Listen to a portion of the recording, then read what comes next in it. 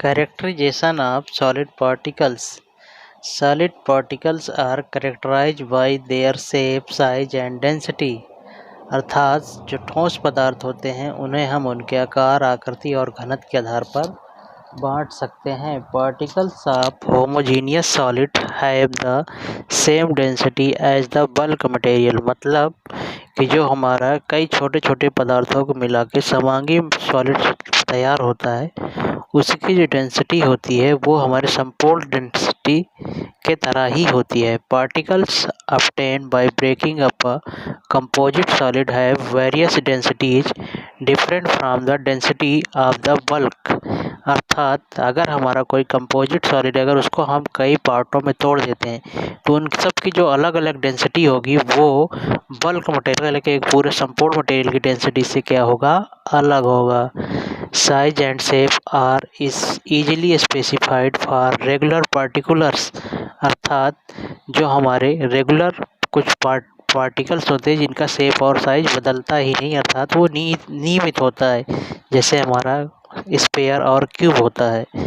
Size and shape for irregular particles are not so clear, जो हमारे अनियमित particles होते हैं उनका कोई शेप और साइज निश्चित नहीं होता है।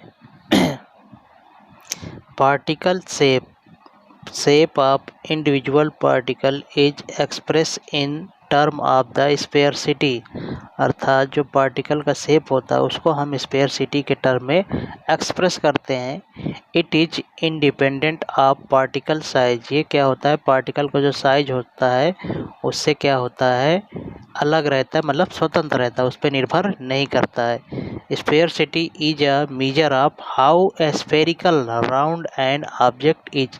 स्पेयरसिटी का मतलब क्या होता है कि हमारा कोई भी पार्टिकल वो कितना स्पेयर है या कितना उसमें घुमाव है, उसी का क्या होता है, मेजरमेंट होता है। It is the ratio of the surface area of a sphere to the surface area of the particle, ये क्या होता है, हमारा सरफेस स्फेयर का जो सरफेस एरिया होता है उसका और पार्टिकल का जो सरफेस एरिया होता है उन दोनों का क्या होता है, रेशियो होता है। For spherical particle of diameter, अगर हमारा कोई स्फेरिकल पार्टिकल है तो उसका जो डायमीटर होता है, कहने को मतलब स्फेयरसिटी होती है, फाइएस बराबर क्या होता है, वो हमारा 1 के बराबर होता है। यहाँ पे कुछ एग्जाम्पल दिए गए हैं पार्टिकल्स के, वो देख सकते हैं कि स्फीयर का कैसा होता है, राउंडेड कैसा होता है, एंगुलर कैसा होता है, स्पॉन्जी कैसे होता है, तो प्लैंकी कैसे होता है, सिलिंड्रिकल का शेप कैसा होता है, एसिकुलर का शेप कैसा होता है, क्यूबिक कैसा होता है, और तमाम तरह के नीचे मिक्स पार्टिकल दिए गए हैं, इनका साइज आप लोग देख सकते हैं। Particle size, any collection of particles is usually polydisper. It is therefore necessary to know not only the size of a certain particle but also how many particles of the same size exist in the sample। कहने का मतलब अगर हमारा भी कोई particle है तो उसका साइज जानने के साथ साथ हमें उस पार्टिकल में कौन कौन से ऐसे पार्टिकल मिले हैं और उनका क्या साइज है ये भी हमें उतना ही जानना महत्वपूर्ण हो जाता है।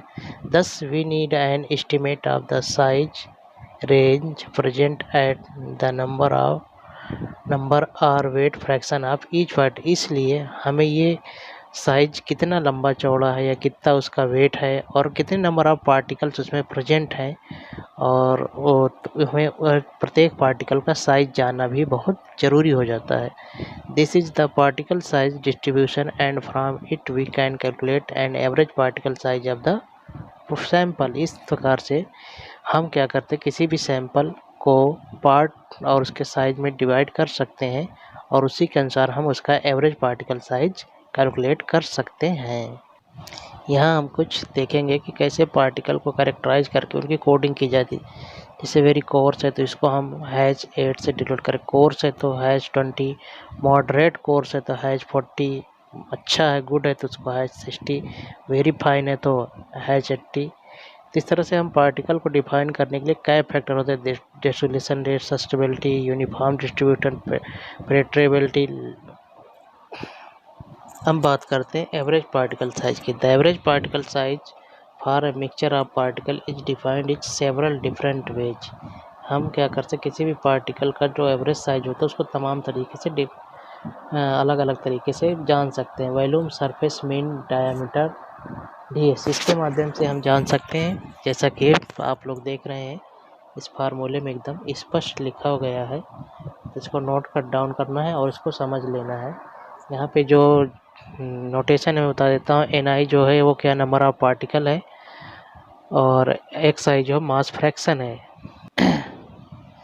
Mix particle size and screen. Mixture of particle having various size and densities can be sorted into fraction. जो हमारा पार्टिकल का मिक्सर होता है, हम क्या करेंगे उसको अलग अलग साइज और डेंसिटीज के आधार पे क्या करेंगे, फ्रैक्शन कर लेंगे। Each fraction can be weight, जो फ्रैक्शन होगा उसको हम क्या करेंगे, उसका वेट ले लेंगे। Information from particle size analysis is tabulated to show, हमारा जो हमने अलग अलग पार्टिकल किया वो ये शो करेगा द मास और number fraction each size increment as a fraction of average particle size. जो हमारा पार्टिकल का मास है या नंबर है वो उसी पर इंक्रीमेंट होगा जैसा कि हमारा एवरेज पार्टिकल का हम फ्रैक्शन करते जाएंगे। The analysis tabulated in this way is called differential analysis और कम्युलेटिव। इस प्रकार का जो एनालिसिस होता है वो डिफरेंशियल एनालिसिस या कम्युलेटिव